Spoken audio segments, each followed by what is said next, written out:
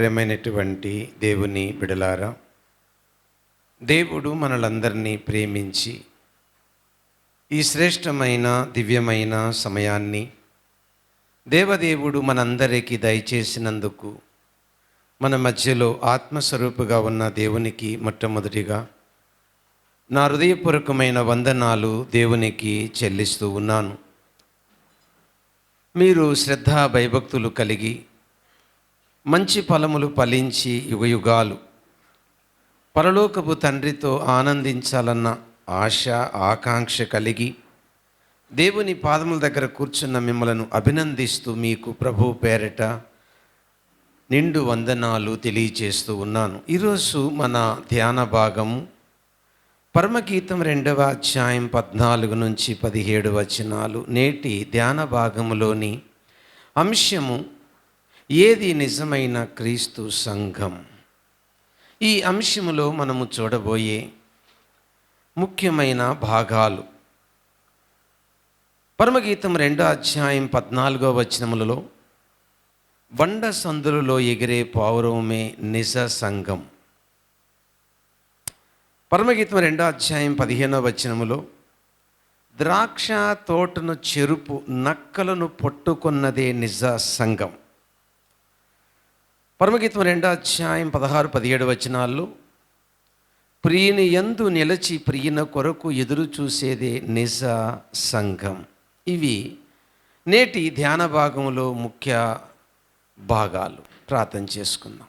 ప్రేమ కలిగిన తండ్రి, చదువుబడిన లేఖన భాగమును దీవించి వాక్యమనే రొట్టె విరచిన ఆయన ఆత్మకు జీవాహారంగా మీ వాక్కులు అందించి ఆత్మను సంతృప్తిపరిచి ఆత్మ దాహము తీర్చి ఆత్మ ఆకలి తీర్చి ఆత్మ క్రీస్తు స్వారూప్యముల రూపాంతరము చెందేలాగా మమ్మలను దీవించమని యేసుక్రీస్తు నామమున అడుగుచున్నాము తండ్రి, ఆమేన్.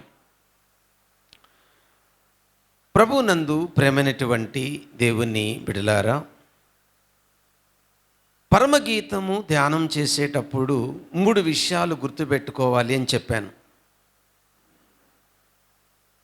ప్రియుడు గురించి చదువుతుంటే యేసుక్రీస్తుగా చూడాలని, ప్రియురాలు గురించి చదువుతుంటే సంఘం గురించి చూడాలని, ఈ ప్రియుడు ప్రియురాలు మధ్య ఉన్న సంబంధాన్ని ఎవరైనా డిస్టర్బ్ చేస్తుంటే సాతానుగా చూడాలని, ఈ 3 విషయాలను మనసులో పెట్టుకొని పరమగీతం చదువుతూ ఉంటే అర్థమవుతుందని పరమగీతం చెప్పిన ప్రతిసారి మీకు జ్ఞాపకం చేస్తున్నాను. ఈ భాగంలో షూలమతి లేక ప్రియురాలు తనలో తాను మాట్లాడుకుంటున్న విషయాలు, అలాగే ప్రియుడు మాట్లాడుతున్న విషయాలు మనకు కనబడుతూ ఉన్నాయి. ఈ 14వ వచనములో బండ సందులలో ఎగురు పావురమా, పేటు బీటలను ఆశ్రయించు పావురమా, నీ స్వరము మధురము, నీ ముఖము మనోహారము, నీ ముఖము నాకు కనబడనిమ్ము, నీ స్వరము నాకు వినబడనిమ్ము అనే మాటలు 14వ వచనంలో ఉన్నాయి. ఇందులో బండ సందు ఏమిటి? బండ సందులో ఎగురు పావురము ఏమిటి? బండ లేక ఆ బీటలను, ఆ కొండ బీటలను ఆశ్రయించు పావురము ఏమిటి? అది వివరిస్తాను. బండ గురించి లేఖనాలు ఏం చెప్తున్నాయి? బైబిల్లో ఒక ప్రశ్న మనకు వస్తే ఆ ప్రశ్నకు జవాబు బైబిలే చెప్పగలిగితే దేవుడు మనకు బయలుపరిచినాడు అని అర్థం. ఒకవేళ బైబిల్ చెప్పకపోతే దేవుడు దాన్ని మరుగు చేశాడు అని అర్థం. ఈ బండ గురించి బైబిల్లో ఏమని ఉంది, ఏమని బండ గురించి దేవుడు బయలుపరిచాడు? నిర్గమాకాండం 33వ అధ్యాయం 17వ వచనము నుండి 23వ వచనం వరకు మనం గమనిస్తే అక్కడ ఉన్న సంఘటన ఏంటంటే,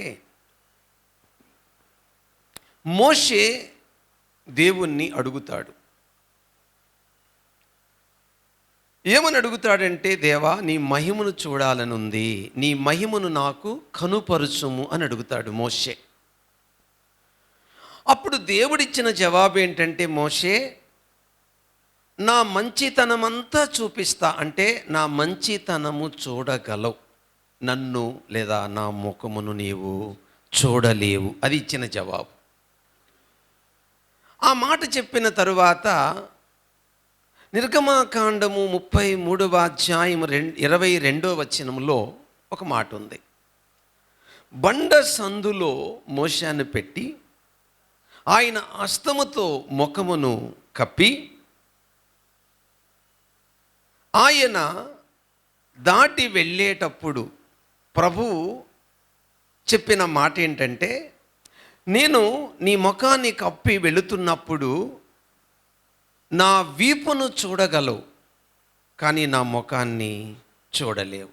ఇలా చెప్తాడు. అక్కడ ఎలా ఉంటుందంటే, నా వీపు కనబడుతుంది, నా ముఖము కనబడదు. అక్కడున్న మాట. ఈ భాగములో బండ సందు, దేవుడు మహా తేజోమయుడు, ఎవరు వసింపలేని తేజస్సులో నివసించువాడు. అటువంటి కోటి సూర్య కాంతుల కంటే అధిక కాంతి కలిగిన దేవుణ్ణి ఎవ్వరు చూసి బ్రతకలేరు. కాబట్టి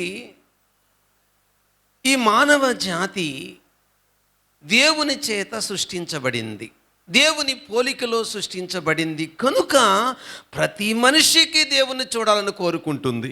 ఎందుకంటే ఆయన పోలికలో మనిషి సృష్టించబడ్డాడు గనుక ఆ కోరిక ఉండి తీరుతుంది. లేదు అంటే అది పచ్చి అబద్ధం. ఉండి తీరుతుంది. ఎవరైనా, నాస్తికుడు కూడా ఉంటుంది ఆ కోరిక. ఈ కోరికను తీర్చడానికి సాక్షాత్తు దేవుడు ఏం చేశాడు అని అంటే,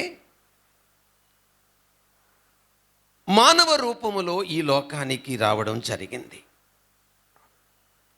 మానవ రూపములో ఈ లోకానికి వచ్చి మానవ జాతిని రక్షించుటకు ఆయన మన కొరకు సిలువలో యజ్ఞమయ్యాడు. బండ సందులలో మోషేను పెట్టి ముఖమును కప్పి, అంటే అర్థము సాక్షాత్తు తేజోమయుడైన దేవుడి యొక్క మహిమను కప్పుకొని శరీరమనే ఆ గుడారము వేసుకొని ఈ లోకానికి యేసు ప్రభు వచ్చాడు. ఈ విషయం మనకు అర్థం కావాలండి. అర్థమైతేనే మనము దేవుణ్ణి బాగా ప్రేమించగలం. అయితే వచ్చి ఏం చేశాడు? సర్వ మానవాళి కోసము సిలువలో యజ్ఞమయ్యాడు. ఈ సర్వ మానవాళ కోసము యజ్ఞమైన కారణము చేత మానవ జాతికి ఆ బండ వల్ల కలిగిన బెనిఫిట్స్, ఉపయోగాలు, మేలులు ఏమిటి? ఓకే, ఆదికాండం 49వ అధ్యాయము 24వ వచనం ప్రకారము, ఆ అధ్యాయములో యాకోబు తన పిల్లలను దీవిస్తూ యోసేపు దగ్గరకు వస్తూ ఒక మాట అంటాడు. దేవుడు ఇశ్రాయేలీలకు బండ, ఆయన వారిని మేపును. అక్కడున్న మాట అది. అంటే ఈ బండ ఆత్మ ఆకలిని తీరుస్తుంది. యేసుక్రీస్తు మన కొరకు బలి కాకుండా ఆత్మ ఆకలిని ఆయన తీర్చలేడు, లేదా మన ఆత్మ ఆకలిని మనము తీర్చుకోలేము. పురుషుల్లో నుండి స్త్రీ బయటకు వచ్చినప్పుడు ఎలా గాయముతో రావడం జరిగిందో, ఈనాడు సంఘం అనే ఈ కన్యక, సంఘం అనే ఈ స్త్రీ కూడా, లేక సంఘం అనే ఈ పెళ్లి కుమార్తె, సంఘం అనే ఈ వధువు కూడా యేసయ్య గాయాలలో నుంచి, శిలువ యజ్ఞములో నుంచి బయటకు వచ్చిన సంగతి మనకు అర్థం కావాలి. ఆ స్త్రీలో నుంచి వచ్చిన ఆ పురుషుల్లో నుంచి వచ్చిన ఆ స్త్రీ ఎదుటగా ఉన్న ఈ పురుషుడు ఎలా వారిద్దరి సంబంధాన్ని విడదీయలేమో, యేసయ్య గాయముల్లో నుంచి వచ్చిన ఈ సంఘాన్ని కూడా ఎవ్వరు విడదీయలేరు. అలాంటి రిలేషను యేసుక్రీస్తుకి సంఘానికి ఉంది. అలాంటి రిలేషను భార్యాభర్తలకు ఉంది. నిజమైన భార్యాభర్తలకి, దొంగలకు కాదు. అయితే ఇక్కడ గమనించాల్సిన విషయం ఏంటంటే, నిజంగా నేను క్రీస్తు రక్తములో విమోచింపబడ్డానా అని ప్రశ్న వేసుకోవాలి మనం.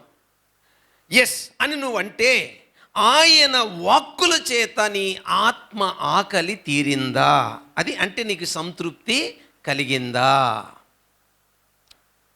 ఇంకొక విషయాన్ని కూడా జ్ఞాపకం చేస్తాను. కొరింథీయులకు రాసిన మొదటి పత్రిక 10వ అధ్యాయం 4వ వచనంలో ఆ బండలో నుంచి దేవుడు జలాలను రప్పించాడు, ఆ బండ క్రీస్తే అనే మాట ఉంటుంది అక్కడ.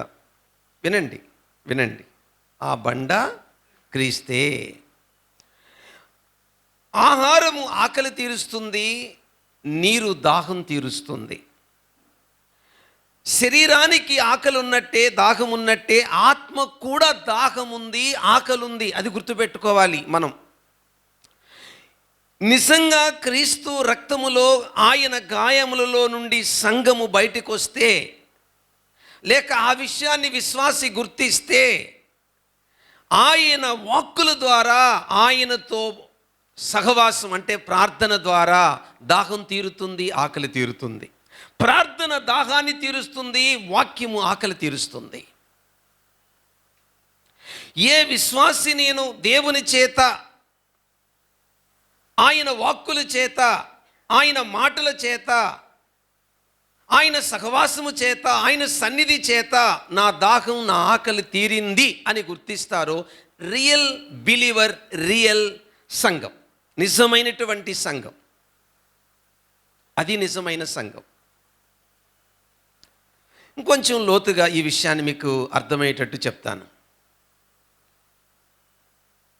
నా అంతరాత్మ ఆకలి తీరిందనడానికి లేదా దాహం తీరిందనడానికి ఎగ్జాంపుల్, సమరయ స్త్రీతో ప్రభువు మాట్లాడుతున్న సందర్భం మీకు అందరికి గుర్తుంది. ప్రభు సమరయ స్త్రీతో మాట్లాడేటప్పుడు, నీవిచ్చు నీళ్లు త్రాగువాడు మరలా మరలా దప్పికొంటాడు, నేనిచ్చు నీళ్లు త్రాగువాడు ఎన్నటికీ అని. నేనిచ్చు నీళ్లు జీవజలము, నిత్య జీవము, ఊరే నీటి బుడగా, నిత్య జీవమునకై ఊరే నీటి బుడగా. అంటే ఆత్మకు ఆయన మాటలు నిత్య జీవాన్నిస్తాయి. ప్రార్థనలో ఆయన సన్నిధి, ఆయన సహవాసము నిత్య జీవాన్నిస్తాయి, సమృద్ధి జీవాన్నిస్తాయి. దేవుని పిల్లలారా, దీనికి ఏంటి ఆధారం? పాస్టర్ గారు, నా ఆకలి తీరింది, నా దాహం తీరింది అనడానికి ఏంటి ఆధారం? కీర్తనల గ్రంథం 40వ కీర్తన 2వ వచనం ఆధారం. అక్కడ కీర్తనాకారుడు అంటాడు, దొంగ ఊబిలో నుండి, జికటగల ఊబిలో నుండి. దొంగ ఊబి మీకు తెలుసు, ఒక కాలు తీద్దామని ప్రయత్నిస్తే ఇంకొక కాలు లోనకి పోతుంది, దాని పేరే దొంగ ఊబి. దీన్ని పాపంతో పోల్చాడు. అటువంటి ఊబిలో నుంచి నన్ను పైకి లేపి బండ మీద నా పాదములు స్థిరపరిచెను. Note this point. పాపమనే ఊబిలో కూరుకుపోయిన మానవ జాతిని, పాపమనే ఊబిలో కూరుకుపోయిన మనిషిని యేసుక్రీస్తు మరణ పునరుత్థానమును జీవము పైకి లేపింది, పైకి లేపింది. క్రీస్తు అనే బండలో నిలబెట్టింది.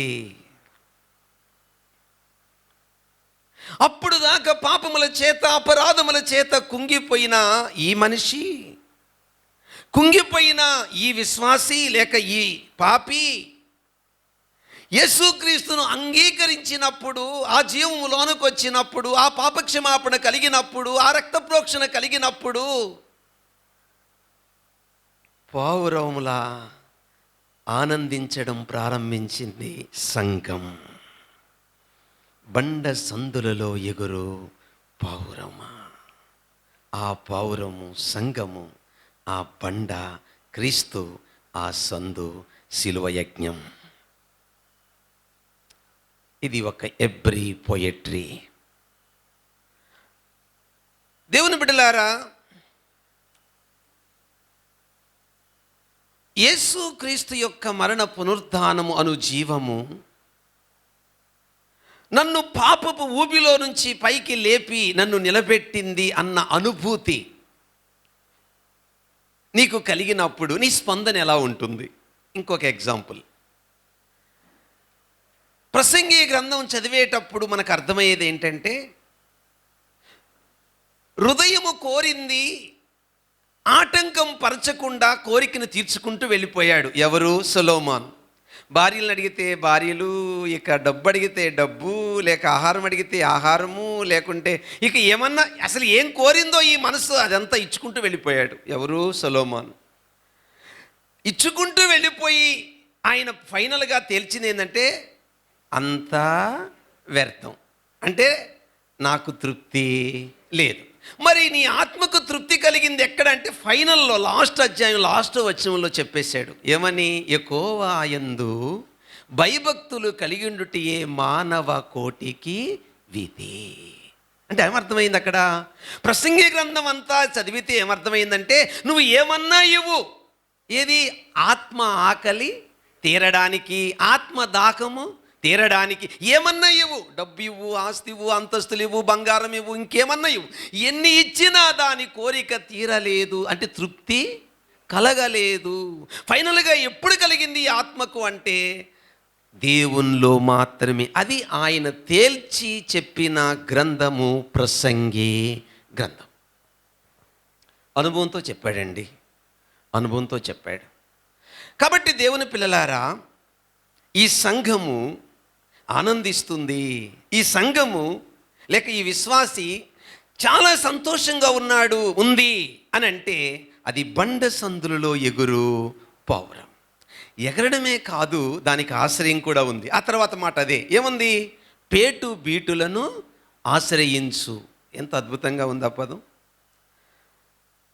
పేటు బీటలు అంటే తెలుసు కదా, రాయికి రాయికి మధ్య ఉండే గ్యాప్ని పేటు బీటల సందు లేక ఆ సందర్భంలో పెట్టబడిన పేరు. దీన్ని వివరిస్తాను. ఒక క్రూర మృగము ఒక సాధువు జంతువును తరుముతూ ఉంది. ఈ క్రూర మృగము సాధువు జంతువును తరిమేటప్పుడు ప్రాణరక్షణకై పరిగెట్టి పరిగెట్టి పరిగెట్టి ఇప్పుడు చెప్పిన ఈ పేటు బీటల సందులోకి కుందేలు పిల్ల దూరింది.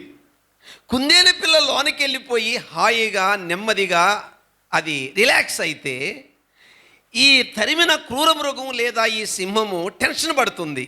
ఎందుకు? ఇది అక్కడికి వెళ్ళలేదు, దాన్ని చంపుకొని తినలేదు. దీని అర్థం ఏంటంటే, మత్తయి సువార్త 7వ అధ్యాయం 24వ వచనంలో ప్రభు ఒక మాట అంటాడు. వినండి వినండి వినండి వినండి. ఏమంటాడంటే, నా మాట విని వాటి చొప్పున చేయు ప్రతివాడు బండ మీద తన ఇల్లు కట్టుకొనిన బుద్ధిమంతుని పోలినవాడు అంటాడు. అని ఏమంటాడు అక్కడ? గాలి వీచినా, వరదలు వచ్చినా ఆ ఇంటికి వినాశనము లేదు, అంటే నాశనము లేదు, ప్రమాదము లేదు. దీని భావం ఏంటి చెప్తాను వినండి. ఏ వ్యక్తి అయితే వ్యక్తిగతంగా యేసు ప్రభువును అంగీకరించి యేసయ్య రక్తములో విమోచింపబడి మరణ పునరుద్ధానమందు విశ్వాసం ఉంచి రక్షింపబడ్డాడో ఆ బిడ్డకు జబ్బులు రావనా, ఆ బిడ్డకు కష్టాలు రావనా, ఆ బిడ్డకు యాక్సిడెంట్లు జరగవనా, ఆ బిడ్డకు బాధలు శ్రమలు రావనా? దాని అర్థం అది కాదు. దాని అర్థం ఏంటంటే, మత్తయి సువార్త 8వ అధ్యాయంలో 10వ అధ్యాయంలో ప్రభు మాట్లాడుతూ ఆత్మను చంపువానికి దేహమును చంపువానికి భయపడకుడి, ఆత్మను దేహమును రెండు నశింపచేసి నరకములో త్రోసి దేవునికి మిక్కిలి భయపడండి అని అంటూ ఒక ఎగ్జాంపుల్ చెప్పాడు. పిచ్చుకలు చాలా అల్పమైనవి, కానీ తండ్రి సెలవు లేకుండా ఒకటి కూడా కిందకి రాలదు. మీ ఎంట్రుకలు కూడా దేవుని దృష్టిలో లిఖితమైనవి, లెక్కించబడ్డాయి. అంటే దీని అర్థం ఏంటంటే, వినండి, దేహ సంబంధంగా మనకు శ్రమలున్నాయి, కానీ ఆత్మకు నాశనము లేదు. అదండి, దేహమును చంపువానికి భయపడకూడి ఆత్మను దేహమును నశింపచేయు దేవునికి భయపడమంటే, దేహ సంబంధమైన కష్టాలకు శ్రమలకు భయపడి దేవునికి దూరం కాకండి అని అర్థమండి. ఎవరైతే దేహ సంబంధమైన విషయాలలో భయపడక ఎప్పుడైనా ఈ దేహాన్ని విడిచిపెట్టాల్సిందే, ఎప్పుడైనా నా ప్రభు దగ్గరికి వెళ్ళాల్సిందే అనుకున్న వాడి యొక్క భద్రత గురించి చెప్పబడిన మాట పేటు బీటులను ఆశ్రయించు పావురము. అంటే ఈ శరీర సంబంధమైన విషయం మీద మనసు పెట్టక భవిష్యత్తు నీకు ఎలా ఉంటుందో, భవిష్యత్తులో నీ భద్రత ఎలా ఉంటుందో తెలియచేసేదే పేటు బీటులను ఆశ్రయించిన పావురం. అంటే నీ భద్రత ఎక్కడా? యేసయ్యలో. నీ భద్రత ఎక్కడా? క్రీస్తులో. నీ జీవం ఎక్కడా? క్రీస్తులో. ఆ జీవం ఏమై ఉన్నది? ఆయనలో ఉన్నది. నీ జీవము ఆయనలో ఉన్నది, ఆయన జీవము నీలో ఉన్నది. ఆయన చేతిలో నుండి ఈ భూప్రపంచములో అవి కష్టాలైనా, కడగండ్లైనా, కన్నీళ్ళైనా, శ్రమలైనా, వేదనలైనా, బాధలైనా ఆయన నుంచి నిన్నవి వేరు చెయ్యలేవు. అందుకే బండ సందులలో ఎగురు పావురం. ఈ స్థాయికి ఒక బిడ్డ ఎదిగినప్పుడు ఆ ఎదిగినటువంటి బిడ్డ ఏమండి పాడుతుంటే ఆ పాట ఆయనకు మధురం. అలాంటి వాళ్ళు దేవుని సన్నిధిలో కనబడితే ఆయనకి అది ఎంతో మనోహారం. అది అంటున్నాడు చూడండి, అలాంటి బండ సందులలో ఎగిరే ఈ పావురము యొక్క స్వరము నాకు మధురం, ఆ ముఖము నాకు మనోహారం అంటూ ఏమంటున్నాడు ఇంకా? అటువంటి స్థాయికి ఎదిగిన ఈ సంఘాన్ని చూసి ప్రియుడు లేక యేసుప్రభు అంటున్న మాట, నీ ముఖము నాకు కనబడనిమ్ము, నీ స్వరము నాకు వినబడనిమ్ము. ఆ స్థాయిలో ఎవరున్నా సరే వాళ్ళను చూడాలని, వాళ్ళ దగ్గరికి రావాలని, వాళ్ళని తీసుకొని వెళ్ళాలని, ఆయన దగ్గర నిలబెట్టుకోవాలని, ఆయన సంఘము ఆయన్ని చూస్తూ, ఆయన వారిని చూస్తూ ఒకరినొకరు చూసి ఆనందించే రోజుల కొరకు అటు ప్రాణప్రియుడు ఇటు సంఘము ఎదురు చూసిందే నిజమైన సంఘము. బండ సందులలో ఎగురు పావురమ్మ. ఆ బండ యేసుక్రీస్తు, ఆ సందు ఆయన పొందిన శ్రమ, ఆ పావురము సంఘము, ఆ కొండ బీటలు ఎవరైతే యేసు ప్రభును ఆశ్రయించారో ఆ నిజమైన సంఘము. దేహ సంబంధమైన వాటిని దృష్టిలో పెట్టుకోక ఆత్మ సంబంధమైన వాటిని దృష్టిలో పెట్టుకొని బ్రతికే సంఘమే పేటు బీటులను ఆశ్రయించిన నిజమైన క్రీస్తు సంఘం. Point 1 complete. పాయింట్ 2 రెండో భాగానికి వెళ్తున్నాం. ఆ తరువాత 15వ వచనానికి వస్తే, 15వ వచనంలో ఏం రాయబడిందంటే, మన ద్రాక్ష తోటలు పూత పట్టియున్నవి, ద్రాక్ష తోటను చెరుపు నక్కలను ఏం చేయాలి? పట్టుకోవాలి. సహాయమునకు రండి. దేనికి? గుంట నక్కలను పట్టుకోవడానికి. నక్క, గుంట నక్క. ఓకే, వివరిస్తాను.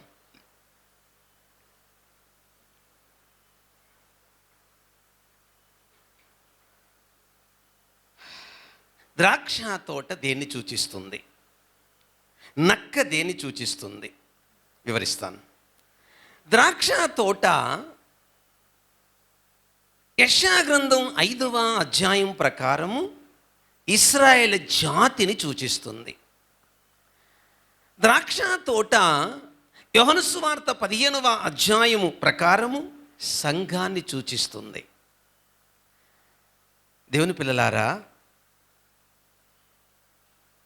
ఇశ్రాయేలు జాతి లేక ద్రాక్ష తోట నాశనానికి కారణం నక్కే. సంఘము అనే ఈ ద్రాక్ష తోట పతనానికి లేదా సాక్ష్యం కోల్పోవడానికి కారణము నక్కే. ఇంతకీ నక్కేంటి? అక్కడే ఉంది. ఈ నక్కకు ఒక గుణం ఉంది. 15వ వచనంలోనే ఉంది ఆన్సరు. అది ఏం చేస్తుంది? ఆ నక్క ద్రాక్ష తోటను చెరుపుతుంది, అంటే పాడు చేస్తుంది. ఎలా చెప్పగలం ఈ నక్క పాడు చేస్తుందని పంటని లేక తోటని?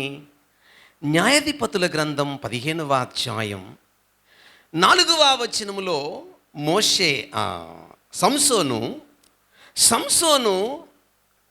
ఫిలిస్తీన్ల మీదున్న వారి మీదున్న కోపము లేక పగ తీర్చుకోవడానికి 300 నక్కలను ఒక తోకకు ఎదురు పెట్టి మధ్యలో దివిటీని కట్టి నిప్పంటిస్తే అవి ఫిలిస్తీన్ల యొక్క సర్దారుల యొక్క ఆ గోధుమ పంట మీదికి, పొలాల మీదికి, ఆ యొక్క పైర్ల మీదికి వదిలితే కాల్చివేసెను. అంటే దాని బుద్ధి ఏంటి? నక్క బుద్ధి ఏంటి? నాశనం. ఇంకా రెండో బుద్ధి ఏంటి? చాలా ఉన్నాయి నక్కల గురించి చెప్పుకోవడానికి. జస్ట్ మేజర్ పాయింట్ చెప్పి నేను ముందుకెళ్ళిపోతాను. జస్ట్ మీ మైండ్లో సబ్జెక్ట్ ఉంటే చాలు. నక్కకున్న రెండో బుద్ధి చెప్తున్నాను. మొదటి బుద్ధి ఏం చెప్పాను? నాశనం చేస్తుంది. ఎహెజ్కేలు గ్రంథం 13వ అధ్యాయం 4వ వచనాన్ని గమనిస్తే అక్కడ నక్కకున్న బుద్ధి నాశనమైన స్థలములలో నివాసం చేస్తుంది. అది ఎక్కడ నాశనం చేస్తుందో ఆ నాశనమైన స్థలములో, ఎక్కడ నాశనం ఉంటుందో అక్కడే అది నివాసము ఉంటుంది. దీనికి చిన్న ఎగ్జాంపుల్ చెప్పుకోవచ్చు. యేసు ప్రభు మత్తయి సువార్త 12వ అధ్యాయం 43లో మాట్లాడుతూ, అపవిత్ర ఆత్మ ఒక మనిషిని వదిలిపోయిన తరువాత అది విశ్రాంతిని వెదుకుతుంది. అయితే అది వదిలిపోయిన తరువాత ఎక్కడ విశ్రాంతి దొరకనందున వదిలి వచ్చిన ఇంటికి వెళదామని వెళ్ళి చూస్తే అది ఊడ్చి అమర్చినట్టు చూసి తమ కంటే చెడ్డవైన దెయ్యములను వెంట పెట్టుకొని వచ్చి అక్కడ కాపురం ఉండగా వాడి స్థితి మొదటి స్థితి కంటే కడపడి స్థితి ఘోరమాయను. ఎగ్జాంపుల్ చూడండి ఎంత అద్భుతంగా ఉందో. ఆ ఎగ్జాంపుల్ వివరణ వేరు. అదంతా వివరించడానికి మనం సబ్జెక్ట్లో నుంచి పక్కిళ్ళలో అవుతాము. నేను అక్కడ వివరించదలుచుకోవాలి. బట్ కాంటెక్స్ట్ని తీసుకొని అక్కడ ఆ ఎగ్జాంపుల్ని పట్టుకొని ఏమంటున్నానంటే, దాని స్థితి ఎందుకు నాశనమైంది? Note this point. ముందు దెయ్యం ఉంది. దెయ్యం వెళ్ళిపోయింది. వెళ్ళిపోయిన తర్వాత ఈ ఇంట్లో ఎవరు ఉండాలి? దేవుడు ఉండాలి. కానీ దేవుడు ఉన్నాడా? లేడు కాబట్టి వచ్చి చూసేటప్పటికి ఎవరు లేరు కాబట్టి ఇప్పుడు ఏం చేసింది? అది వచ్చింది. అంటే ఇప్పుడు ఆ ఇంటిని ఏం చేయడానికి వచ్చింది? అది పాడు చేయడానికి. అంటే ఇప్పుడు దాని నివాసం ఎక్కడా? ఇలా చెప్పుకోవచ్చు. ఒక వ్యక్తి తాగుతున్నాడు అని అంటే నక్క ఆ వ్యక్తిని ఏం చేసింది? పాడు చేసింది. ఒక వ్యక్తి వ్యభిచారం చేస్తున్నాడంటే నక్క ఏం చేసింది? అంటే నక్క అనే పదం ఎందుకు ఉపయోగించబడిందంటే అది గుంట నక్క, నక్కుతుంది, కంటికి కనబడదు నక్క. ఏమండి, పాపాలనేవి నీకు కనబడి ఎదురుగా వచ్చి ఇదిగో ఈరోజు వస్తున్నా వ్యభిచారంగా నీకు చెప్పదు. ఈరోజు వస్తున్నా ధనాపేక్షగా నీకేం చెప్పదు. నీ చేత పాపాలు చేయిస్తుంది. అయిన తర్వాత అమ్మో అని అడవలసిందే. అంత భయంకరమైన పరిస్థితి. నక్కకున్న గుణమే పాపము అని చెప్పడానికి వర్ణించబడిన పదము నక్క. ఇంకా చెప్తాను. ఫర్ ఎగ్జాంపుల్, దావీదుకున్న సాక్ష్యం మీ అందరికీ తెలుసు. సాక్షాత్తు దేవుడు అన్నాడు, అతను నా హృదయాన సారుడు. అటువంటి సాక్ష్యము పొందిన దావీదును నక్క ఏం చేసింది? నాశనం చేసింది. సాక్ష్యాన్ని, కుటుంబాన్ని నాశనం చేసింది, సాక్ష్యాన్ని నాశనం చేసింది. దేవుని బిడ్డలారా, వ్యభిచారము అనే పాపము. ఆలోచించండి, కొరింథీ సంఘములో అంత అద్భుతంగా వరాలు కలిగి ఎదుగుతున్న సంఘాన్ని, ఆ సాక్ష్యాన్ని పాడు చేసింది ఈ నక్కే. ఏంటి ఆ నక్క? వ్యభిచారం. ఏమనుంది? కొరింథీయులకు రాసిన మొదటి పత్రిక 5వ అధ్యాయములో, ఇదిగో ఒకడు తండ్రి ఆ భార్యను ఉంచుకున్నాడట. అసలు ఆ మాట వింటేనే భయంకరంగా ఉంది కదా. ఇది అన్యులలోనైనను జరగదే. నక్క. ఏ నక్క? వ్యభిచారం, అక్రము సంబంధం, జారత్వం అనే నక్క దావీదులో ప్రవేశించింది. అయ్యో, నాశనం చేసింది. సంఘములో ప్రవేశించింది, నాశనం చేసింది. ఇంకా సహజంగా చాలా చెప్పుకోవచ్చు. ప్రధానంగా 3 విషయాలు గుర్తుపెట్టుకోండి: కామము, కనకము, కాంతము. అంటే మీకు గతంలో విన్నారు. కామము చెప్పాలి, కనకము, కాంతము. దేవుని బిడ్డలారా, కనకంతో నక్క ప్రవేశించింది ఆకానులో కదా. ఆకానులో శపితమైనది ఏది తాకొద్దని చెప్పినప్పుడు తాకాడు. కుటుంబం ఏమైంది? నాశనం అయిపోయింది. ఈరోజు కుటుంబ వ్యవస్థను నాశనం చేస్తున్నది ఏంటి? ఈరోజు సమాజాన్ని నాశనం చేస్తున్నది ఏంటి? 3 చెప్పండి: కామము, కనకము, కాంతం. పేరు కోసం ఎవరైనా చంపేస్తారు. పేరు కోసము నేను బాగుపడాలా, నేను మాత్రమే హైలైట్ అవ్వాలా, భర్తను చంపేస్తాను, భార్యను చంపేస్తాను, ఎవరైనా చంపేస్తారు. ఈ కామము ఎంత క్రూరంగా ప్రవర్తిస్తుంది. 6 ఏళ్ల పాపని ఏం చేశాడు వాడు? రాజు అని వాడి పేరు. ఏం చేశాడు వాడు? ఏంటి మరి? వాడు చచ్చిపోయాడో చంపేశాడు మనకేం పూర్తిగా తెలియదు, కానీ ఆలోచించండి ఒకసారి. సమాజాన్ని నాశనం చేస్తుంది ఏంటిది? కామమనే నక్క. కుటుంబాన్ని నాశనం చేస్తున్నది ఏంటది? కామము లేక కనకము లేక కాంతం. ఇవేనండి. ఈ 3 ప్రపంచాన్ని, కుటుంబాలను, సమాజాన్ని సర్వనాశనం చేస్తున్నాం. వదిలాడు 300 నక్కల్ని, సర్వనాశనం చేసేసేయంటే నక్కలు ఆ యొక్క పొలాలని. అట్లాగే కుటుంబము, సమాజాన్ని, బిడ్డలను నాశనం చేస్తున్నది ఈ నక్కే, ఈ నక్కే, ఈ నక్కే, గుంట నక్క. రే ఈ ద్రాక్ష తోట సంఘము యేసుక్రీస్తు ఎదుగుతూ ఉంటే వాడు చూడలేక, ఓర్చుకోలేక, ఏమండి, మానవుడికి ఏమి ఇవ్వబడింది? స్వేచ్ఛ. స్వేచ్ఛను బట్టి నువ్వు దేవుణ్ణి ఆహ్వానించవచ్చు, దెయ్యాన్ని కూడా దేవుడు నేను పాపం చేస్తుంటే నా చేయి పట్టుకుని జాషువా చేయబాకు అని అంటే అసలు ఏదో వనంలో ఆదాం పండు తిని ఉండేవాడు కాదు. అట్లా చేయడండి. మీరు అనుకుంటారేమో దేవుడు నన్ను ఆపేయచ్చు కదా, ఆపేసి ఉంటే నేను ఆ సిగరెట్ తాగను, ఆపేసి ఉంటే ఆ సినిమాకు పోను, ఆపేసి ఉంటే. దేవుడు అట్లా చేయడండి. నీకు కనువిప్పు కలిగించే అవకాశాలు కల్పిస్తాడు. అంటే ఏంటి? యాక్సిడెంట్లు జరగడము, జబ్బులు రావడము, తర్వాత రకరకాల పరిస్థితులు. వాటిని బట్టి నువ్వు ఆలోచించాలి. నేను ఇలా ప్రవర్తించబట్టి కదా, నేను ఇలా జీవించబట్టి కదా, ఈ డబ్బు కోసము, ఈ ధనం కోసము, ఈ కులము కోసము, ఈ ఆస్తి కోసము, ఈ రంగు కోసము, ఈ పరిస్థితుల కోసము లొంగబట్టి కదా నాకు ఈ గతి పట్టి. అట్లా నీ మనోనేత్రాలు తెరిచి ఆలోచింపచేసి నీకు నీవే చెడును వదులుకొని దేవుని వైపుకు మళ్ళీ అవకాశం దేవుడు కల్పిస్తాడే తప్ప. ఒక చిన్న ఎగ్జాంపుల్ చెప్తాను. పేతురుతో దేవుడు ఒక మాట అంటాడు. యేసు ప్రభు అంటే శిష్యులు అందరూ ఉన్నారు. పేతురు అంటే స్పెసిఫిక్గా పేతురు అనుకోండి. సాతాను నిన్ను జల్లిట్లో వేసి జల్లించాలనుకున్నాడు అని అంటూ, నీ నమ్మిక తప్పిపోకుండానట్లు నేను దేవుణ్ణి వేడుకుంటిని. ఎప్పుడన్నా మీరు ఆ వచనాన్ని కొంచెం ఆగి ఆలోచించారా? ఎంత భావగర్భితమైన భావం ఉందో ఇక్కడ. చూడండి, సాతాను నిన్ను ఏమనుకున్నాడు? జల్లించాలనుకున్నాడు. నేనేం చేశాను? నీ నమ్మిక తప్పిపోకుండా. Note this point. ఏంటి అర్థం ఇక్కడ? శ్రమను తీసివేయమని ప్రార్థన చేయట్లే ఇక్కడ. ఏం ప్రార్థన చేస్తున్నాడు ఇక్కడ? శ్రమలో దేవుని మీద తన నమ్మకాన్ని నిలపాలని ప్రార్థిస్తున్నాడు. వండర్ అండి, ఎంత ఆశ్చర్యమో చూడండి. అంటే నీకు కష్టాలు వస్తాయనే దాని అర్థం? Yes or no? ఎస్. ఎందుకండి? నీవు ప్రూఫ్ చేసుకోవాలా? నువ్వు ప్రూఫ్ చేసుకో. ఏమని ప్రూఫ్ చేసుకోవాలి?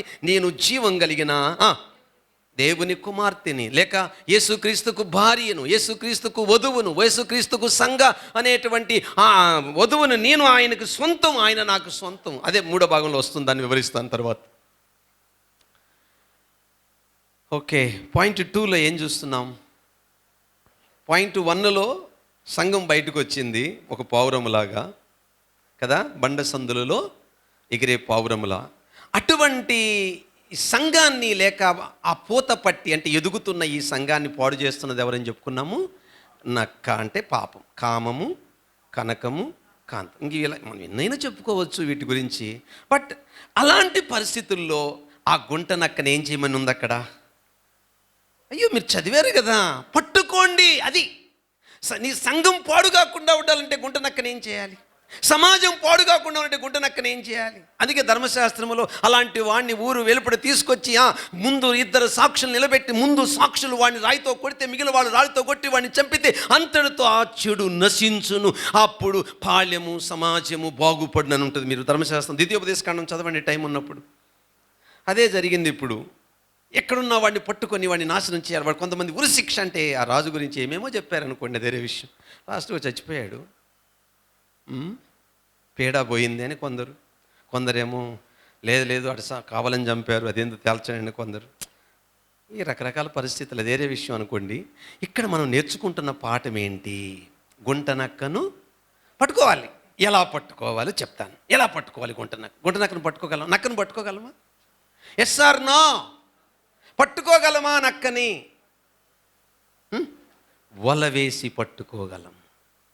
ఇక మామూలుగా గుంట నక్కని పట్టుకోలేము. అయ్యా నక్కను పట్టుకోగలము ఎలా? వల వేసి. ఏంటి దాని భావం వివరిస్తాను వినండి. ఫర్ ఎగ్జాంపుల్, కామం అనే నక్క ఏసేపు, మీకు తెలుసు కదండి ఏసేపు అంటే అర్థం ఫలించడి కొమ్మ. ఆ కొమ్మని లేక ఆ ఫలించేటువంటి ఆ యవన బిడ్డను నాశనం చేయడానికి ప్లాన్ చేసింది. నక్క అంటే కామము అని అర్థం. ఇక్కడ మళ్ళీ నక్క అంటే నక్కెందుకు ఉంది అక్కడ అనుకోకండి. బట్ ఇది ఒక హెబ్రీ పోయిట్రీ, అలంకార భాష. రైట్. ఎవరిలో దూరాడు ఈ కామం? పోతేపరు భార్య. ఇక్కడ మీరు ఆలోచించండి, ఈరోజు ప్రపంచం అంతా దేనికోసం పరిగెడుతుంది? ఒక సహోదరుని అడిగింది. ఏమని అడిగిందంటే, దీని కొరకు ఎందుకు మనుషులు ఇంతగా ప్రాకులాడుతున్నారు? దేనికోసం? కామం. నేను సమాధానం ఇచ్చాను అనుకోండి, ఏదైనా విషయం, అది మీకు ఇప్పుడు చెప్పలేను మీ మధ్య. దేవుని పిల్లలారా, ఈ కామము జస్ట్ అక్కడ కానీ లొంగితే, ఇప్పుడు ఈయనకేం లేదు, ఇక బానిసత్వము లేదు. ఎవరికి బానిసత్వం లేదు? ఎందుకంటే ఈయన ఇక భార్యక పర్మనెంట్ భార్య. ఈయన భార్య అయితే ఇంకేముందండి ఆయనకి? ఆలోచించండి, ఒక్కసారి ఊహించుకోండి మీరు. ఈరోజు ప్రపంచమంతా దేనికి లొంగిపోతుంది అని అంటే మూటికే, కామము, కనకము, కాంత. ఇలాంటి గుంట నక్కను ఎవరు పట్టుకుంటారో అదే నిజమైన సంఘం లేక నిజమైన విశ్వాసి. అది మనం అర్థం చేసుకుంటున్న విషయం. పట్టుకున్నాడు. ఎలా పట్టుకున్నాడు చెప్పండి? క్యాచ్ చేయండి. ఎలా పట్టుకున్నాడు? యేసేపు. దావీదు పట్టుకోలేకపోయాడు, యేసేపు పట్టుకున్నాడు. అంటే దేవుడు యేసేపుకు ఒక న్యాయం, దావీదుకు ఇంకొక న్యాయమా? No no no no. దేవుడు పక్షపాతి కాడు. మరి దేవుడు పక్షపాతి కానప్పుడు యేసేపు ఎలా పట్టుకున్నాడు ఈ గుంట నక్కని? దావీదు ఎందుకు పట్టుకోలేకపోయాడు?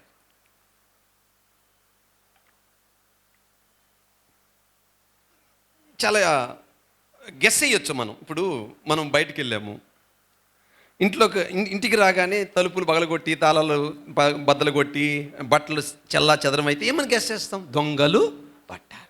అట్లా ఈ భాగాన్ని చదివేటప్పుడు గెస్ చేయొచ్చు మనం. ఆ భాగాన్ని బాగా ధ్యానం చేస్తే గెస్ చేయొచ్చు.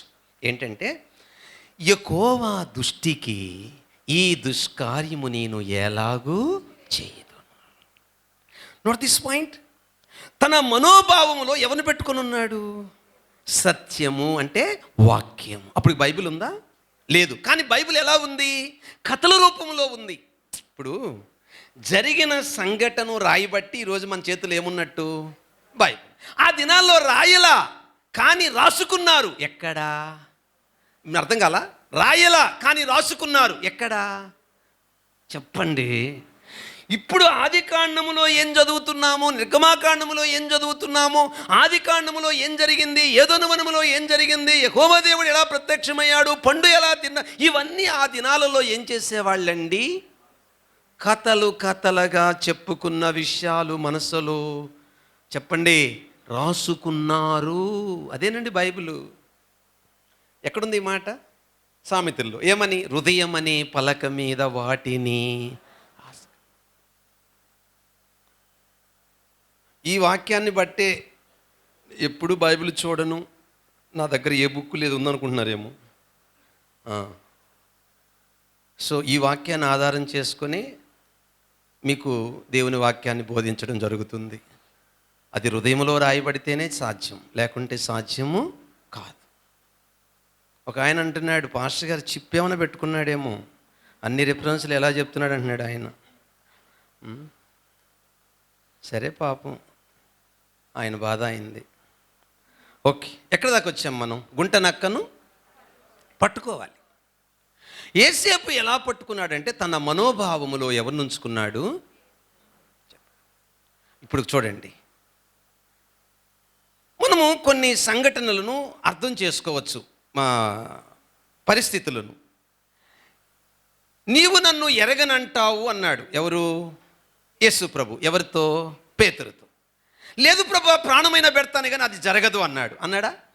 అన్నాడు. ఇప్పుడు చెప్పండి, ఎందుకన్నాడు ఎరగనని?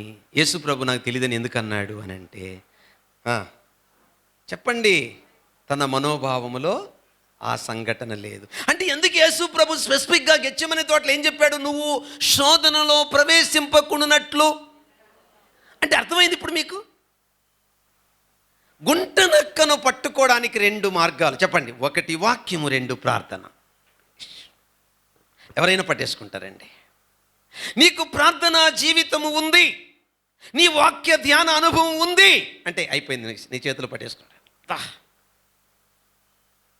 రే, నాకు భార్య ఉండగా, నాకు భర్త ఉండగా, నాకు పిల్లలు ఉండగా ఈ బుద్ధి ఏంటిరా, ఈ మనసు ఏంటిరా, ఇది నీదిరా అని చెప్పగలిగిందే నిజమైన సంఘం అని చెప్పగలిగిన వాడే. అందుకే కల్పన అని ఒక ఆమె పాట రాసింది ఈ అమ్మాయి మీద. ఈ అమ్మాయి చచ్చిపోయింది కదా, 6 ఏళ్ళ చైత్ర నా అమ్మాయి పేరు, చచ్చిపోయింది కదా.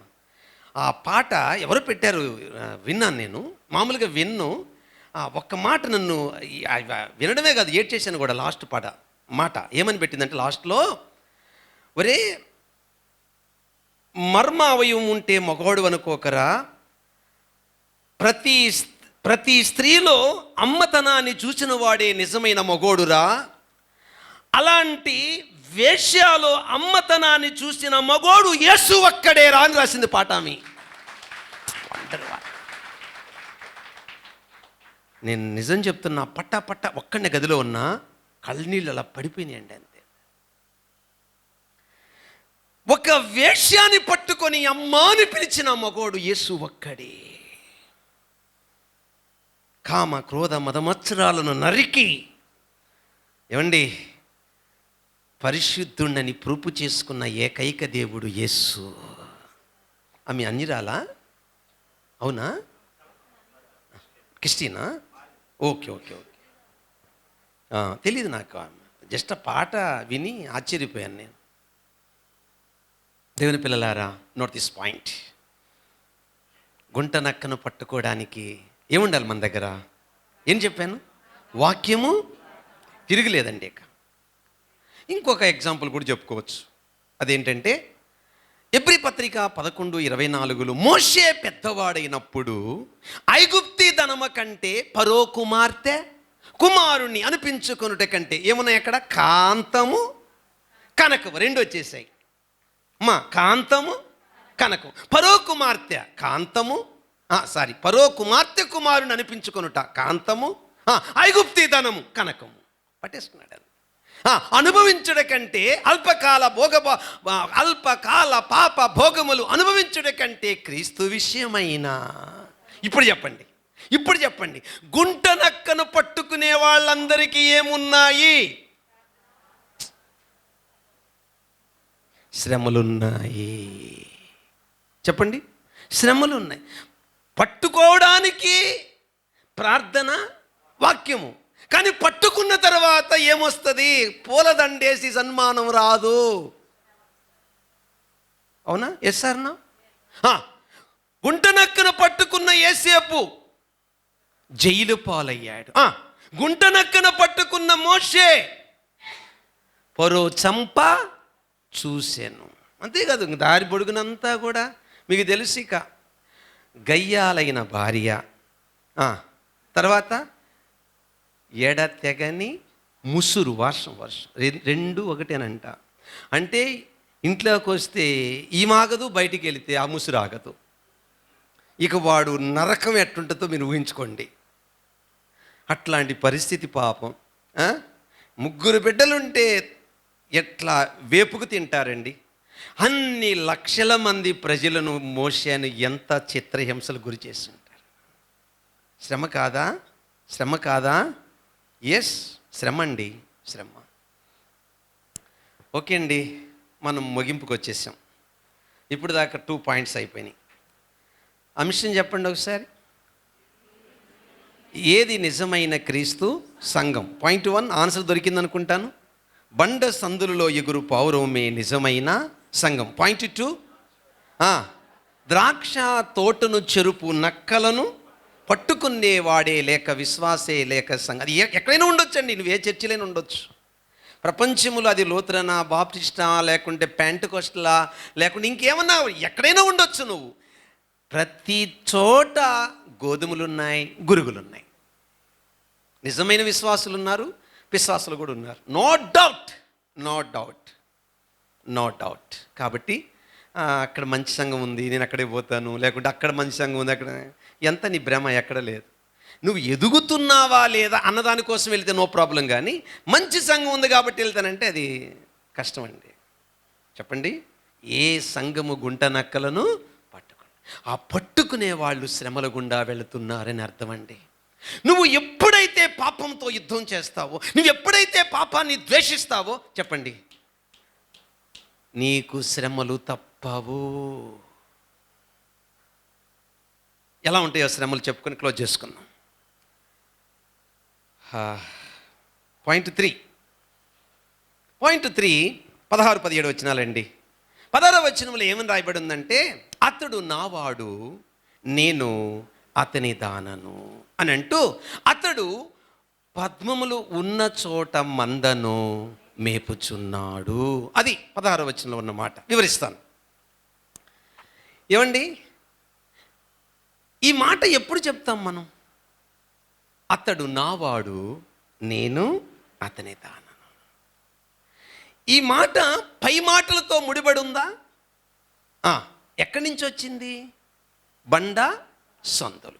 నేను ఎక్కడి నుంచి వచ్చానో నాకు అర్థమైనప్పుడు నన్ను యేసు ప్రభువు నుంచి ఏమైనా దూరం చేయగలదా? సో అతడు నావాడు అనే పదం ఎప్పుడు అర్థం చేసుకుంటాను? ఒక పురుషుడు, ఒక స్త్రీ పెళ్ళైన తర్వాత ఎప్పుడు భార్యకి అర్థమవుతుంది అతడు నా ప్రాణం అని? మొదటి రోజా, రెండో రోజా, వారానికా? ఎప్పుడు అర్థమవుతుంది చెప్పండి? ఏమండి, అందంగా ఉన్నప్పుడు, కంటికి ఆకర్షణీయంగా ఉన్నప్పుడు ప్రేమించేది నువ్వంటే నాకు ప్రాణం, అది దొంగ ప్రేమ. నిజమైన ప్రేమ ఎప్పుడు వస్తుందండి చెప్పండి అందరూ? ఎందుకు పనికి మాలిన స్థితిలో మంచాన పడినప్పుడు భార్యను ప్రేమిస్తాడే, అదండి ప్రేమ. ఎందుకు ఉపయోగం లేకుండా మంచాన భర్త పడినప్పుడు భార్య ప్రేమిస్తుందే, చెప్పండి, అది ప్రేమ. అన్నీ బాగున్నప్పుడు ఐ లవ్ యూ, ఇది ఎక్కడ నేర్చుకున్నారు? అయిపోదు. కుక్క కూడా చెప్పద్దు ఐ లవ్ యూ అని, టయానికి అన్నం పెడతావు కాబట్టి. దేవుని పిల్లలారా, నోట్ దిస్ పాయింట్. అతడు నావాడు, నేను అతని దానను. ఎప్పుడు అని అంటే అక్కడ ఉంది, పద్మములు ఉన్న చోట అతడు మందను. ఏంటి దాని అర్థం? తీయండి, పరమగీతం 5వ అధ్యాయం 13వ వచనం. పరమగీతము 5వ అధ్యాయం 13వ వచనం. ఆన్సర్ చూడండి. అతని చెక్కిళ్ళు, ఇదంతా వదిలేమ్మ, అతని పెదవులు పద్మముల వంటివి. అది అంటే ఇక్కడ పద్మములు అంటే తెలుసు కదా, ఏంటి? లిల్లీ పువ్వులు. గతంలో మీకు చెప్పాను, అది గుర్తుందని నేను దాటేసుకుంటూ వెళ్ళిపోతున్నాను. సో ఈ పువ్వు, ఈ పెదవులు అంటే పెదవు దేనికి గుర్తు? ముద్దు దేనికి గుర్తు? ప్రేమ. అంటే ఇక్కడ ఏం చెప్తుంది? నన్ను ఎంత ప్రేమించాడంటే, వినాలి జాగ్రత్తగా, ఆయన రక్తం ఇచ్చి నన్ను ప్రేమించాడు. అతడు నా వాడు ఎలా అయ్యాడంటే, దేవునితో ఉన్న సమానమైన భాగ్యమును విడిచిపెట్టాడు. అతడు నా వాడు ఎలా అయ్యాడంటే, నా రూపములో ఈ లోకానికి వచ్చాడు. అతడు నా వాడు ఎలా అయ్యాడంటే, దాసుని స్వరూపం ధరించాడు. అతడు నా వాడు ఎలా అయ్యాడయ్యా అంటే, సిలువలో యజ్ఞమయ్యాడు. నేను అతని దానిని ఎలా అయ్యానంటే, ఆ సిలువ యజ్ఞము ద్వారా నాకు జీవం వచ్చింది, ఆ రక్త ప్రోక్షణ ద్వారా నాకు విమోచన వచ్చింది. అందుకే నిజమైన భార్యాభర్తల్ని ఎలా ఎవ్వరు విడతీయలేరు, సంఘాన్ని, యేసుక్రీస్తును కూడా ఎవ్వరు విడదీయలేరు. ఎవరంటే రోమపత్రిక 8వ అధ్యాయం 38వ వచనం. రోమపత్రిక 8వ అధ్యాయము 38వ వచనం. 8:38. ఎవరు అంటే ఎవరు? గెరసీనుల ప్రాంతంలో నుండి జనులందరూ. రోమాపత్రిక 8వ అధ్యాయము 38వ వచనం. 38. 8:38. మరణమైనను జీవమైనను దేవదూతలైనను ప్రధానులైనను ఉన్నవైనను రాబోవైనను అధికారులైనను ఎత్తైనను లోతైనను సృష్టింపబడిన ఏదైనను మన ప్రభువైన యేసుక్రీస్తు ప్రేమ నుండి.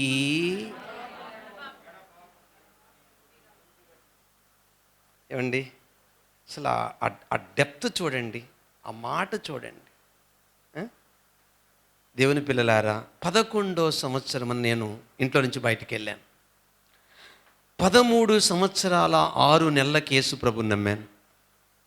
ఆ దినము మొదలుకొని ఇప్పటి వరకు చెప్పండి, పిండబడుతూనే ఉన్నాను. వై? ఎందుకని పిండబడుతున్నానండి? నేను దేవునికి దక్కకూడదన్న కక్ష. ఎవరికి? గుంట నక్కకి. ఎలాగైనా పాడు చేయాలి, ఏ విధము చేతనైనా పాడు చేయాలి. నిజమైన విశ్వాసి పడొచ్చు, కానీ అర్థమైందా, దాంట్లో ఎంజాయ్ చెయ్యడు. అది గుర్తుపెట్టుకోండి. చిన్న ఎగ్జాంపుల్ చెప్పి నేను క్లోజ్ చేస్తాను. కదార్ సింగ్ అనే ఒక వ్యక్తి యేసుప్రభుని నమ్మాడు. ఈ కదార్ సింగ్ అనేటువంటి వ్యక్తి యేసుప్రభుని నమ్మినందుకు టిబెట్ ప్రాంతంలో సువార్త ప్రకటిస్తుంటే ఆయన్ని ఘోరమైన మరణ శిక్షకు గురి చేశారు. దానికి ముందు ఒక సంఘటన జరిగింది. ఇతను ఒక్కడే కొడుకు, చాలా కోటేశ్వరుడి ఇంట్లో పుట్టాడు.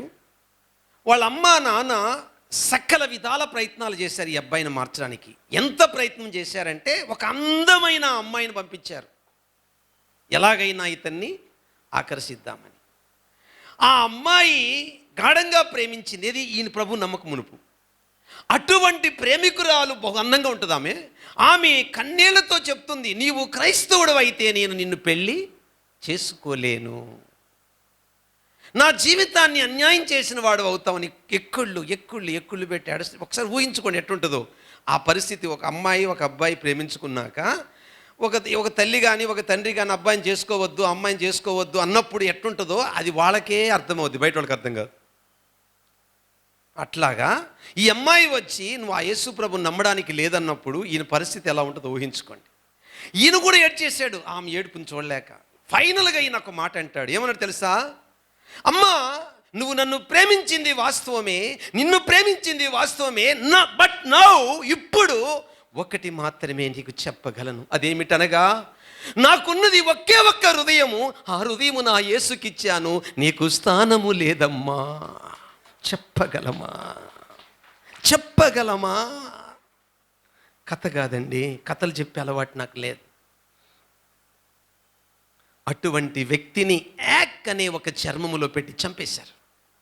ఆయన ఆ చర్మము ఎండకి ముడుసుకుపోతుంటే, ఎముకలు పిండేస్తుంటే, నలిగిపోతుంటే చేయి కొత్త నిబంధన బయటపెట్టి, ప్రభువా నీ చేతికి నా ఆత్మను అప్పగించుకొనుచున్నానని చెప్తున్న దృశ్యాన్ని ఒక లామా కార్యదర్శి చూసి ఆ క్రొత్త నిబంధన తీసుకొని, ఏమండి జాగ్రత్తగా వినాలి, ఆ క్రొత్త నిబంధన తీసుకొని చదివి యేసు ప్రభువును ఏ వ్యక్తి అయితే ఇతని యాక్కనే చర్మంలో వేసి, ఏ వ్యక్తి అయితే ఇతని మరణానికి కారుకుడో, ఏ వ్యక్తి అయితే ఇతని చంపడానికి ఆ అధికారులు ఇతనికి ఆజ్ఞ ఇచ్చారో, అటువంటి వ్యక్తి ఆ దృశ్యాన్ని చూసి, ఆ కన్నీరు చూసి, ఆ ప్రార్థన చూసి, ఆ కొత్త నిబంధన తీసుకొని దాన్ని చదివి యేసు ప్రభుని సొంత రక్షకుడుగా అంగీకరించాడు.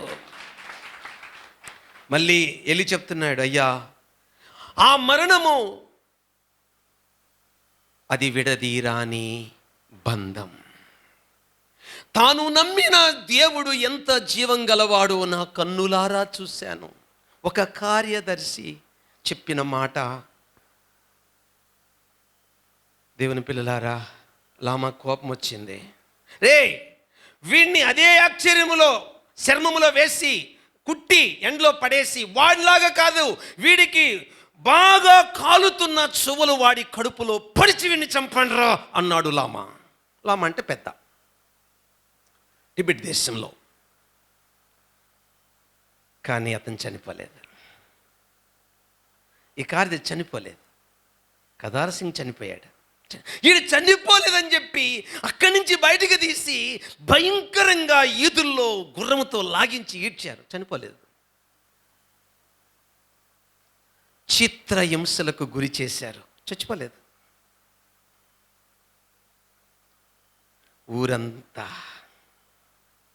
ఆలోచించాగింది. ఏంటిది? ఏంటి వింత? ఏంటి మంత్రశక్తి? అప్పుడు ఈ కార్యదర్శి వార్త ప్రకటించాడు. ఇది మంత్రశక్తి కాదు, ఇది యేసుక్రీస్తు దైవశక్తి. దేవుని పిల్లలారా, సత్యం చెప్తున్నాను మీకు. నిజమైన క్రైస్తవుడు, నిజమైన సంఘము, అది మరణమైన, కరువైన, హింసలైన ప్రాణం పెడుతుంది. యేసు ప్రభును వదిలిపెట్టాడు. ఏం చెప్పిందండి?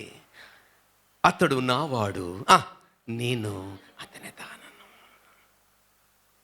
ఎందుకమ్మంటే పద్మములున్న చోట అతడు మందను మేపుచున్నాడు. ఫైనల్ 17వ వచనానికి వచ్చేటప్పటికి ఏమండి, లాస్ట్ మాట ఎంత చక్కగా ఉంది. చల్లని గాలి వీచే వరకు, నీడలు లేకపో వరకు, ఇర్రివలెను లేడి పిల్లవలెను కొండ బాటల మీదుగా త్వరపడి రమ్ము. అందుకే లాస్ట్ మాట చెప్పండి. ప్రియురాలు ప్రియుని యందు నిలవాలి, ప్రియుని కొరకు ఎదురు చూడాలి. Third point. దేవుని పిల్లారా, ఎవరి కోసం నీ ఎదురు చూపులు? నిజమైన యేసయ్య స్వరక్తం ఇచ్చి సంపాదించిన సంఘమా, ఎవరి కోసం నీ ఎదురు చూపులు? కన్నీళ్ళు గుండా వెళుతున్నావా? కష్టాల గుండా వెళుతున్నావా? రాత్రింబగళ్ళు నీ కన్నీరే అన్నపానాలుగా మారిపోయాయా? ఎవరి కోసం నీ ఎదురు చూపులు? ఎవరి కోసం? అందుకే ప్రకటన గ్రంథం 22:20 యేసు త్వరగా రమ్ము. చెప్పగలవా? యేసయ్యా, ఏ ఉద్దేశముతో నన్ను రక్షించావో, ఏ ఉద్దేశముతో నన్ను ఎన్నుకున్నావో, ఏ ఉద్దేశముతో నీ స్వరక్తం ఇచ్చి నన్ను సంపాదించుకున్నావో, ఆ ఉద్దేశం పూర్తయ్యేంత వరకు నీ కోసం ఇక్కడ ఉంటానయ్యా. ఉద్దేశం పూర్తిగానే నీ దగ్గరికి వస్తానయ్యా. అతడు నావాడు, నేను అతని దానను. ఏమండి, ముగిస్తున్నాను. ఏం చదివారు? 17వ వచనంలో ఏం చదివారు? చల్లని గాలి. చల్లని గాలి దేని సూచిస్తుందో తెలుసా మీకు? కీర్తన గ్రంథం 147:17 ప్రకారము శ్రమకు సూచన. 7 ఏండ్ల శ్రమ. ఆ తర్వాత నీడ దేన్ని సూచిస్తుందో తెలుసా మీకు? అది 1000 ఏండ్ల పాలన. ఎక్కడుంది? మత్తయి సువార్త 24:20 గమనిస్తే ఆ భయంకరమైనటువంటి ఆ ప్రభు యొక్క మహాశ్రమలు, ప్రభు రాకడకు ముందు మహాశ్రమలు ఎలా ఉంటాయో వర్ణిస్తూ అప్పుడు చెప్పిన మాట, మీరు పారిపోవుట చలికాలమైనను విశ్రాంతి దినమైనను అవి సంభవించుకున్నట్లు ప్రార్థన చేయుడి. యేసుప్రభు చెప్పాడండి మత్తయి సువార్త 24:20. అంటే వినండి, సంఘము ఎందుకు ఎదురు చూస్తుంది అంటే శ్రమలకు ముందే సంఘం ఎత్తబడుతుంది. 1000 ఏండ్ల పాలనకు ముందే, శ్రమలకు ముందే సంఘం ఎత్తబడుతుంది. అందుకే ఏమని ఆ చలి గాలి వీచు వరకు, నీడలు లేకపోవు వరకు, ఆ తర్వాత ఇర్రవలెను లేడి పిల్లవలెను కొండ బాటల మీద త్వరపడి రమ్ము. అయ్యా, ఆ శ్రమలకు ముందే ఆ 7 ఏళ్ల శ్రమలకు ముందే, ఆ తర్వాత విశ్రాంతి అనే 1000 ఏళ్ల పాలనకు ముందే నా కొరకు ప్రాణమిచ్చి ఆ బండ సందులలో ఎగురుతున్న పావురము కోసం, ఏమండి, ఆ పేటు బీటులను ఆశ్రయిస్తున్న పావురము కోసం, ఏమండి, ఆ ద్రాక్ష తోటను పాడు చేస్తున్న గుంట నక్కలను పట్టుకున్న ఆ సంగము కోసం వస్తున్నాడు నీ ప్రాణప్రియుడు. ఎగసి కొండల దాటి బాటల మీదుగా ఆయన వస్తున్నాడు. మధ్యాకాశానికి మేఘాల మీదుగా వస్తున్నాడు. ఇవన్నీ ధ్యానం చేస్తూ ఉన్నప్పుడు నా జీవితంలో ఒకప్పుడు తల్లి కొరకు ఏడ్చిన నేను, 6 గంటలు ఏడ్చిన నేను, 6 కిలోమీటర్ల ప్రయాణం చేసిన నేను, యేసు ప్రభు కోసం అట్టి తల్లిని విడిచిపెట్టి ఇంట్లో నుంచి బయటికి వెళ్ళిన సందర్భం ధ్యానం చేస్తూ ఉన్న, అది మరణమైన, కరువైన, జీవమైన, ఉన్నవి ఏమైనా దేవుని ప్రేమ నుండి మనలను అని ధ్యానం చేస్తున్నప్పుడు ఒక పాట రాశాను, మీకు పంపిస్తాను. మొన్న ఈ మధ్య రాశాను. ఆ పాట ఏంటంటే, తల్లివైన యేసు నీవు లేకుండా నేను ఉండలేను, నీవు లేకుండా నేను బ్రతకలేను, నీవు లేని క్షణము అది క్షణము కాదు, నీవు లేని బ్రతుకు అది బ్రతుకు కాదు. అది పల్లవి. చరణం ఏం రాశానంటే, తల్లి ఎడబాటుకై బిడ్డ ఏడుస్తుండే, తల్లి రాకకై బిడ్డ ఎదురు చూస్తుండే, ఆ రాక కాస్త ఆలస్యమైతే ఆ పసికందు తల్లడిల్లే. అది మొదటి చరణం. రెండో చరణం, తల్లి పాలతో ఆనందించే, తల్లి రాకతో ఆనందించే, తల్లి పాలతో పరవశించే, తల్లి స్పర్శతో మైమరిచిపోయే, అందుకే ఆ బిడ్డ ఆ తల్లి కొరకు తల్లడిల్లే. అది రెండో చరణం. మూడో చరణం నేను ప్రభువుని నమ్మిన తర్వాత వర్ణించాను. ఎలా అంటే, తల్లి రాక కంటే నీ రాక ఆనందమాయే, తల్లి పాల కంటే నీ పాలు నిత్య జీవమాయే, తల్లి స్పర్శ కంటే సర్వాన్ని మైమర్చే నీ స్పర్శ, అందుకే యేసయ్యా నీవంటే నేను తల్లడిల్లుతున్నాను. అది మూడో చరణం. నేను దాంట్లో ఉంది, మీకు అందరికీ పంపిస్తాను, వినండి. దేవుని పిల్లలారా, రిలేషన్, యేసుతో మనకున్న రిలేషన్. తల్లిని బిడ్డను ఎవరు వేరు చేయలేరు. కానీ ఆ తల్లి కూడా నాకు యేసు ప్రభు వద్దంటే ఏమవుతుంది?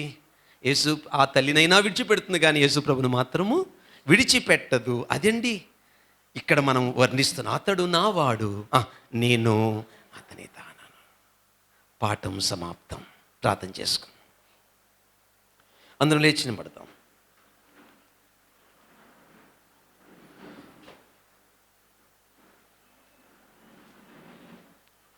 అందరం లేచి నిలబడతాం. ఒక్క నిమిషం తలలు వంచండి, కళ్ళు మూసుకోండి.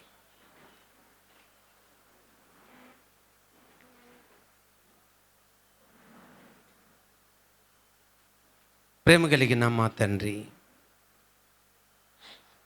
దయగలిగిన మా యేసు ప్రభువా, ఇంతవరకు మేము దివ్యమైన నీ వాక్యము చేత సంధించబడ్డాము. అయ్యా, ఏది నిజమైన క్రీస్తు సంఘం? బండ సందులలో ఎగురుతున్న పౌరవమే నిజ సంఘము. ద్రాక్ష తోటను చెరుపు నక్కలను పట్టుకున్నదే నిజమైన సంఘము. ప్రియుని యందు నిలిచి ఆ ప్రియుని కొరకు ఎదురు చూస్తున్నదే నిజమైన సంఘమని పరమగీతం 2వ అధ్యాయం 14 నుంచి 17 వచనాల్లో వివరించిన వివరణ కొరకై నీకు మహిమ, ఘనత, ప్రభావములు నీకే కలుగునుగాక. దేవా, దీన్ని బట్టి నిజమైన సంఘములో ఎవరున్నారో ఎవరు లేరో ఇప్పుడు అర్థమయ్యింది. ఒకవేళ లేని స్థితిలో ఇక్కడ ఎవరైనా ఉంటే ఇప్పుడే ఉందురుగాక. ఎవరైనా పడిపోయిన స్థితిలో ఉంటే ఇప్పుడు వారు లేవనెత్తబడుదురుగాక. ఎవరైనా నామకార్థులైతే వారు నిజ క్రైస్తవులు అవుదురుగాక. ప్రభువా, మేము ఇంతవరకు నీ దివ్య వాక్యము చేత బలపరచబడ్డాము. ఏ బిడ్డ అయితే నీవు నీ స్పర్శ అనుభవించకుండా ఉండలేరో వాళ్ళే నిజమైన నీ సంఘం, స్వరక్తమిచ్చి సంపాదించిన సంఘం. అది గుర్తుపెట్టుకొని ప్రతి బిడ్డ నీ కొరకు తప్పించునుగాక, నీ కొరకు తల్లడిల్లుదురుగాక, నీ కొరకు ఎదురు చూచుదురుగాక. కాబట్టి నేను నీ పిల్లలు ఆ విధంగా బ్రతుకుటకు మాకు శక్తి ప్రసాదించమని యేసుక్రీస్తు నామమున అడుగుచున్నాము తండ్రి, ఆమేన్. మారు మనసు పొంది బాప్తీసం తీసుకొని వాక్యపు వెలుగులో స్వపరిక్ చేసుకున్న వాళ్ళందరూ బలలో చేయవేయచ్చు. ఎవరైతే మారు మనసు పొందలేదో, బాప్తీసం తీసుకోలేదో, ఇంకా స్వపరిక్ చేసుకోలేదో వాళ్ళు కూర్చోండి. Please say down. వాళ్ళు కూర్చోండి. మారు మనసు పొంది బాప్తీసం తీసుకున్న వాళ్ళందరూ